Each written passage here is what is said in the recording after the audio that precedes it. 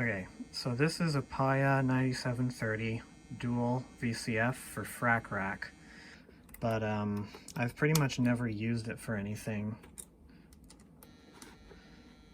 because it does this. If you turn either the frequency or the resonance too high, well, it'll start doing that. So that's moderate resonance and high frequency. And that's high resonance and high frequency. And once it starts doing that, it'll actually keep doing it at maximum frequency. It'll keep doing it all the way down to 0 resonance. So that's like the worst sound ever. And I've never made any music with this module up until now. But I came up with a way to fix it, and for this video I've set it up so that my solution is applied to filter B, but filter A is original per Paia's design. So these Zener diodes are the solution, and the ones that have to do with filter A are just disconnected on one end. And I have Paia's suggested solution, which doesn't do very much. That reduces the amplitude of something somewhere. And this board also has two other changes. These resistors here and here are to expand the range of the frequency knobs, because another part of Paia's solution to this is that on the stock module, if you build it exactly per the instructions, the filter only opens halfway. I don't know, I think it stops about there, roughly. And it doesn't go all the way up unless you use modulation to raise it the rest of the way. And this resistor is, this is a pull down that just discharges the modulator's timing capacitor a bit farther so that the modulator output can turn the VCAs all the way off. Because it doesn't turn them all the way off in the factory design, because the output in the off state only goes down to like 300 or 400 millivolts, not 0.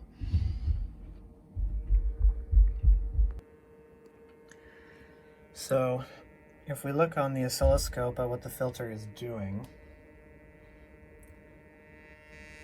this is zoomed way in so that the high frequency noise is more clearly visible. And so if I turn resonance up to a medium-high value, oops,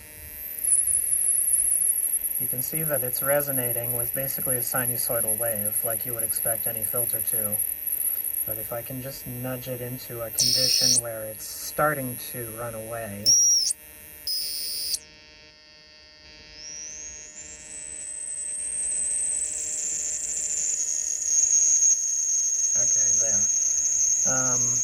so now the filter is in sort of a borderline runaway state, and if you can tell, the waveform isn't really sinusoidal anymore.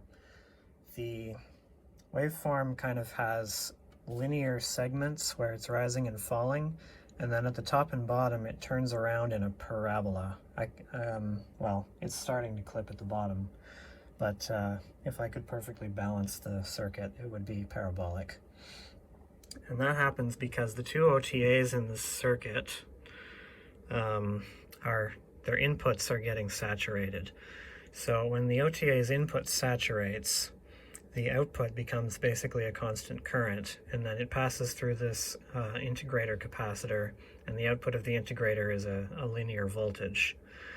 And so the wave is linear most of the time, and then when the input is gradually falling or rising, like here the blue signal is falling through the middle of its range, the yellow OTA briefly becomes, linear and working properly.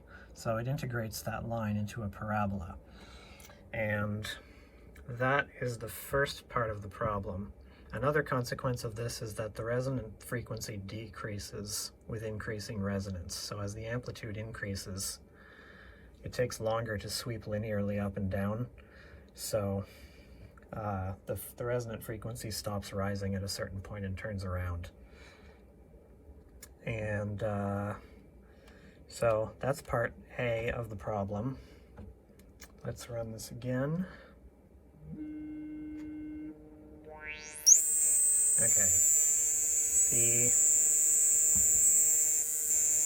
other part of the problem occurs when the integrator op-amp's inputs become saturated. So basically when the op-amp regulates its negative input, its inverting input, at ground potential, because that's where the positive input is. But when the capacitor gets too fully charged, then the op-amp can no longer regulate because it can't output an even higher or lower voltage to keep integrating past the plus minus 12 volt rails. So at that point, the input of the op-amp sees a large signal, a few millivolts at first, but maybe several volts once it gets going, and everything inside the op-amp gets really saturated. And when an op-amp becomes saturated that way, it takes a few microseconds for it to unsaturate. So it's sort of, the output sort of, the waveform sort of grabs and sticks a bit at the positive and negative rails because of the op-amp's desaturation delay. And then the waveform becomes this trapezoidal shape and it sounds extremely horrible. And this other OTA is a VCA, which is there to provide resonance. So the bandpass output is fed into this VCA and then fed back to the input. And if the resonance is low, then you just have a dual integrator with feedback. But if the resonance is high, then you have more of this out of phase signal getting fed back in from the bandpass filter. Okay, so the fix that I came up with for this problem is to put an anti-series pair of Zener diodes in parallel with each capacitor.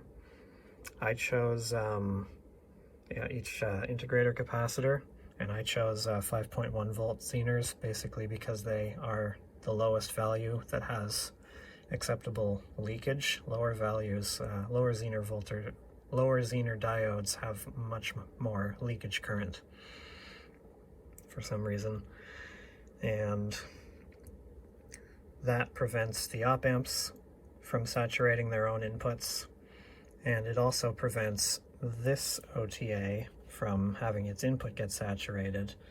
And then I also added a pair of 3.3 volt anti-series Zener diodes in parallel with the feedback resistor of this op-amp, and that way the other OTA's input can't saturate.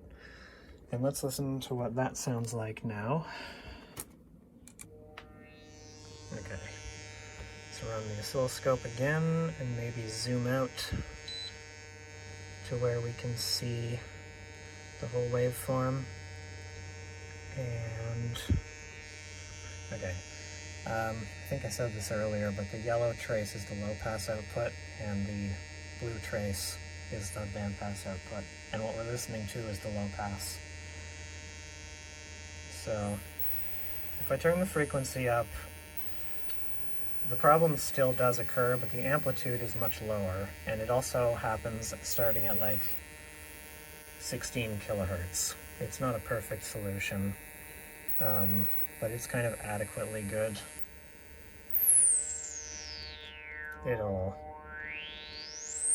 It's not perfectly well behaved, but it at least smoothly fades between normal and the saturated state, the less saturated state. And then with resonance low, if I apply some modulation to get the cutoff frequency above 20 kilohertz, it still does it at ultrasound frequencies.